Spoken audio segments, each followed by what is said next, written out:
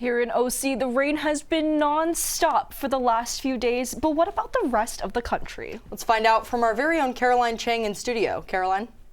Yeah, thanks you too. The rain absolutely has been nonstop, and as we approach this Thanksgiving holiday, everyone is heading home, of course.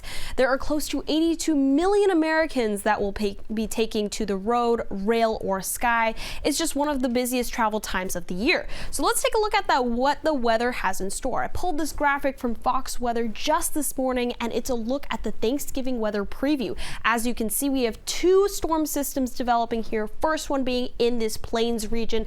As you can see, it's going to start on Monday, spreading into the southeast and potentially mid-Atlantic or northeast areas. And then meanwhile in the south, you're going to still see lots of rain and things like that, but could see some delays at Dallas and the Houston airport. And then just over here in PNW, peaking a little bit of rain, seeing a little colder temperatures, of course. But what's happening on good old Turkey Day? Well, I'll tell you just that here. As you can see, looking pretty decent overall, but in this green area, actually, we're going to see a little bit more rain, possibly a little bit more snow. That's going to be starting on Wednesday, and that can go into that morning of Thanksgiving. The exact severity, we don't know just yet, but if you're looking for the Macy's Day Parade, don't just worry about it. It's going to be pretty dry overall, so don't worry about that at all. And then, of course, let's take a look at our national weather forecast. Feeling a lot of wet weather in the West Coast, but generally, it's actually looking pretty decent across the entire country. Of course, more wet on this West Coast area.